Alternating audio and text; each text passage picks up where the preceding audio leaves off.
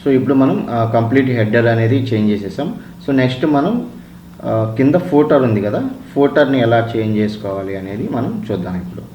So ఫోటర్ని change చేయాలంటే first మనం వర్డ్ప్రెస్ డాష్బోర్డ్లోకి వచ్చేయండి. So appearance header and footer blocks అని ఇక్కడ ఉంటుంది. ఇన్ కేస్ ఇక్కడ లేకపోతే మనకి కస్టమైజేషన్లో ఉంటుంది. సో నాకు తెలిసింది ఏంటంటే ఈ ఫోటర్ చేసింది ఎలిమెంటర్లోనే, కానీ సపరేట్గా చేశారు దీన్ని. సో చూడండి, ఇక్కడ హెడర్ అండ్ ఫోటర్ బ్లాక్స్ అని ఉంది కదా, క్లిక్ చేయండి. సో ఫోటర్ని ఇక్కడ ఆల్రెడీ ఒకటి క్రియేట్ చేయడం జరిగింది. సో ఈ ఫోటర్ని ఎడిట్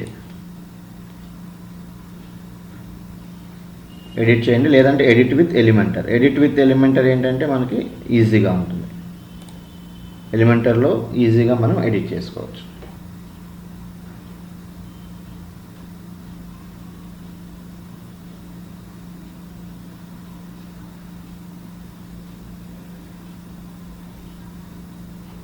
సో చూసారు కదా, ఇక్కడ మనకి ఎక్కడికక్కడ ఎడిట్ ఆప్షన్స్ వచ్చేసినాయి. సో మీరు ఇక్కడ కావాలి అనుకుంటే దీని మీద క్లిక్ చేయండి. సో ఇది చేంజ్ చేయండి, ఇది చేంజ్ అయిపోతుంది.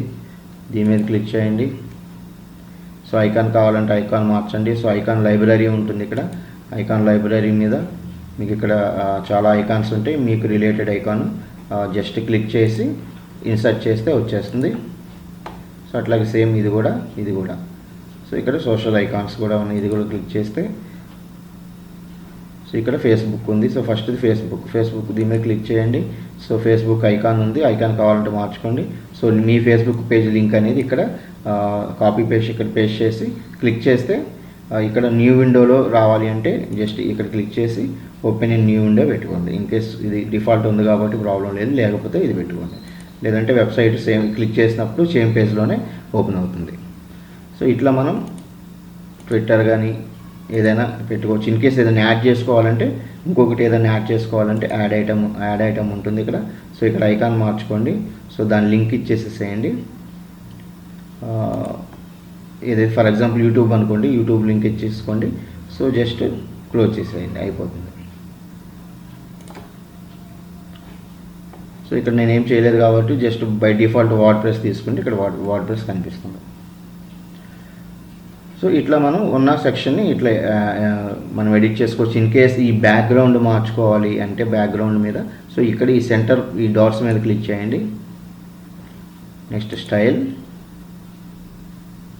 ఇక్కడ ఇమేజ్ ఉంది. సో ఇమేజ్ మార్చారంటే మీకు బ్యాక్గ్రౌండ్ కూడా చేంజ్ అయిపోతుంది.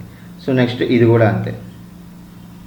సో ఇది కూడా మీరు ఇక్కడ క్లిక్ చేసి మీ టెక్స్ట్ని మార్చుకోవచ్చు. సో ఇక్కడ ఒకటి అబ్జర్వ్ చేయండి, ఇది కోడ్లో అన్నట్టు అనిపిస్తుంది, బట్ ఇవన్నీ ఏం లేకపోయినా కూడా జస్ట్ మీరు ఈ కాపీరైట్ సి సింబల్ దగ్గర నుంచి మీరు ఇది డిలీట్ చేసేసి మీకు ఇష్టం వచ్చిన టెక్స్ట్ కూడా చేంజ్ చేసుకున్నా కూడా అక్కడ వస్తుంది అన్నమాట. ఓకే, సో అది.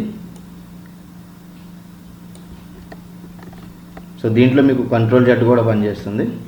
సో వరీ అవ్వాల్సిన అవసరం ఏం లేదు.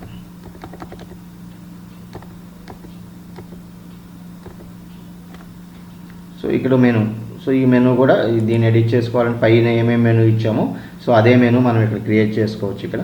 సో ఇది యాడ్ చేసుకోవచ్చు, ఇంకో ఐటమ్ కూడా యాడ్ చేసుకోవచ్చు, లేదంటే ఉన్నదానికి మనం హోమ్ అంటే హోమ్, దాని లింక్ హోమ్ పేజ్ లింక్ ఇచ్చేసుకోవాలి. హోమ్ పేజ్ లింక్ అంటే జస్ట్ మనం ఇక్కడ ఉన్నాం కాబట్టి జస్ట్ ఇదే తీసి కాపీ చేసుకుని URL ఇక్కడ పేస్ట్ చేయండి. ఓకే, సో ఇట్లా మనం ఈ ఫోటో అనే దాన్ని మనం చేంజ్ చేస్తాం. సో అయిపోయిన తర్వాత జస్ట్ అప్డేట్ చేయండి. సో మనం ఏదైతే అప్డేట్ చేసామో ఇక్కడ మన అవుట్పుట్లో రిఫ్రెష్ చేస్తే ఇక్కడ కనిపిస్తుంది. సో మనం ఇప్పుడు నేను మీకు జస్ట్ ఎలా ఎడిట్ చేసుకోవాలో చూపించాను కాబట్టి, సో నేనేమి దాన్ని ఏం చేంజ్ చేయలేదు కాబట్టి సో అది ఇలాగే ఉంటుంది.